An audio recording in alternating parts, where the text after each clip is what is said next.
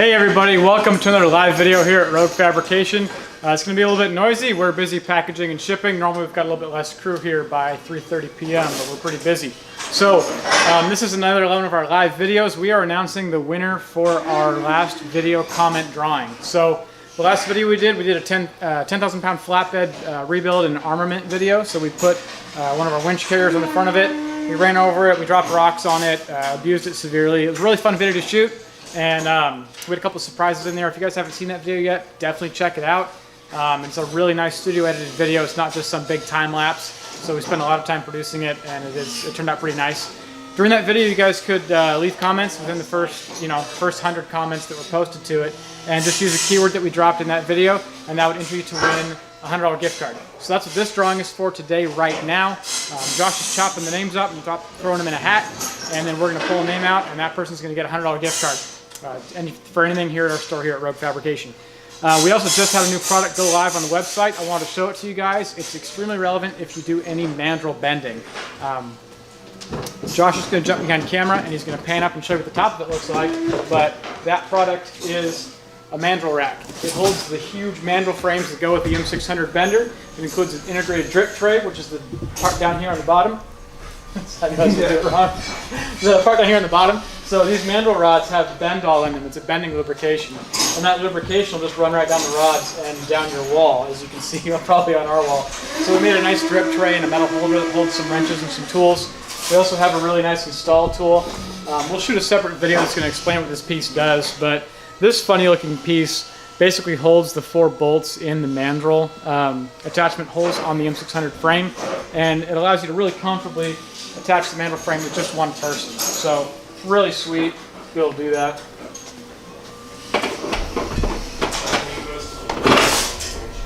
And then up at the top there is a rack that hangs on your wall. It's got 16-inch stud spaced holes, and it's got a logo built into it. Holds several mandrel rods. There's a total of 2 sizes right now, but there could be more in the future.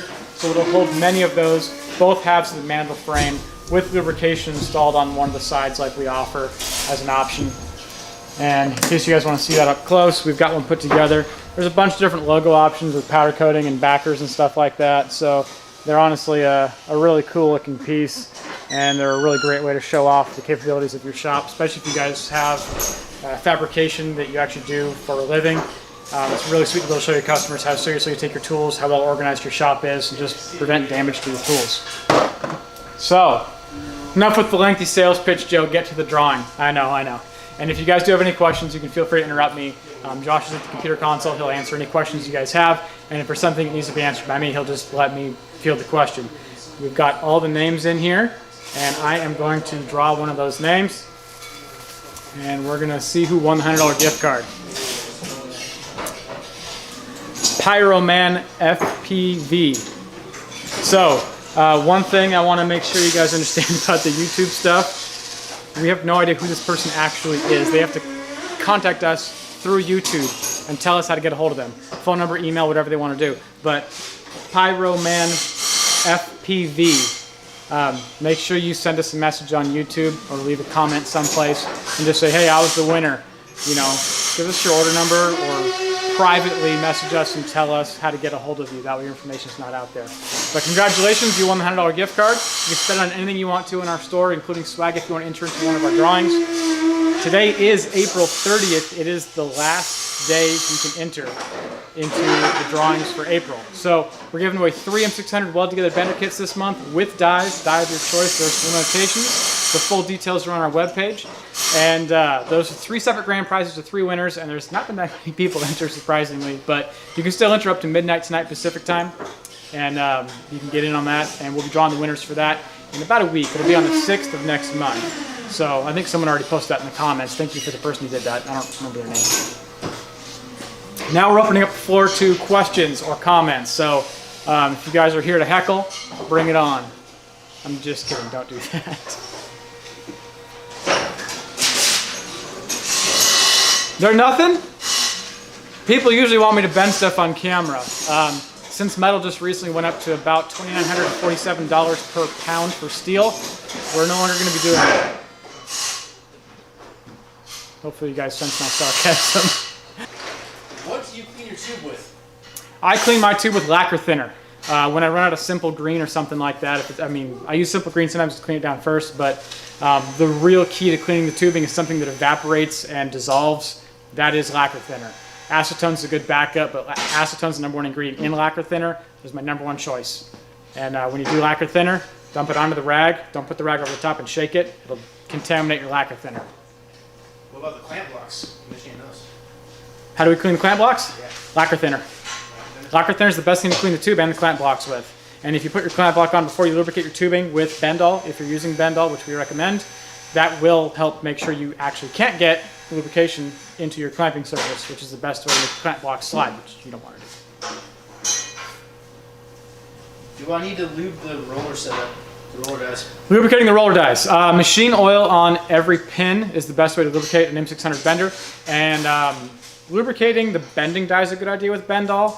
Just enough of a coat so that the material doesn't create a lot of friction when it's deforming or just bending. But the rollers don't really need lubrication. You can use machine oil or Bendol on them. I generally don't lubricate mine when I'm bending, but it's kind of up to the operator. They don't need lubrication. The pins should have just a tiny bit of machine oil on them.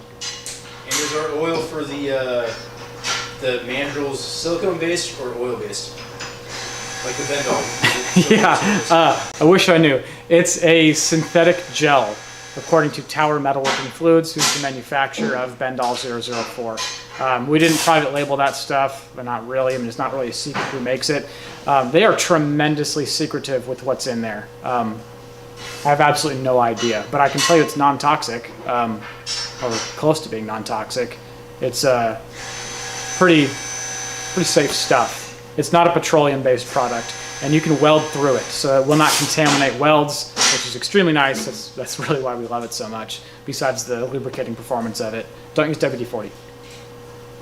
I'm trying to read this question. Is there a preference in where the dream is located in reference to the bend or inside or outside? I think they just worded that a little bit. I'll have them repeat it. Okay. Yeah, that comment's gonna need some clarification. Someone had a typo correction. While we're waiting for that question to come back, thought I'd show you guys this really fun one that we did. This is just two bends, but we got them stick together.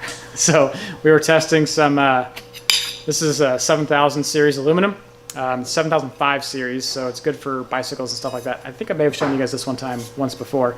And then this is, I think 3/4 inch OD.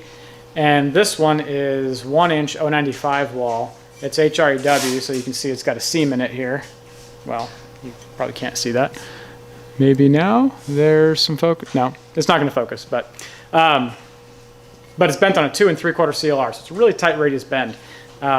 We did this for a customer so we could help develop a custom die for them because they wanted a custom die with a certain amount of spring back, and we do stuff like that for customers whenever we have the bandwidth and availability for it. We'll basically make dies that'll produce almost any size bend you want. So if you want something exactly 6 inches outside to outside, we can make that happen. We just have to do some research first. You meant seam, not dream. So with like HRW, where do you want the seam located in that?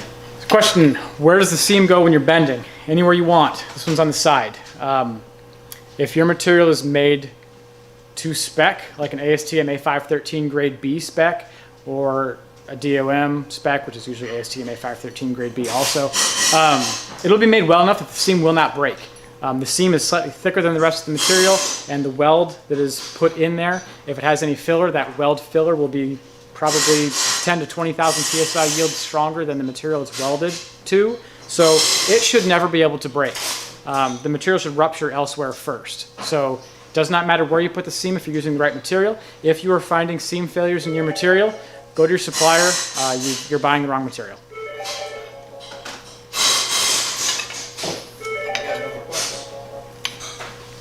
Cool. Thank you guys very much for the questions. As usual, subscribe to this channel. Like I said earlier, it's not monetized. All we're looking for here is subscribership and viewer interaction. So subscribe and enjoy. We'll see you guys next time.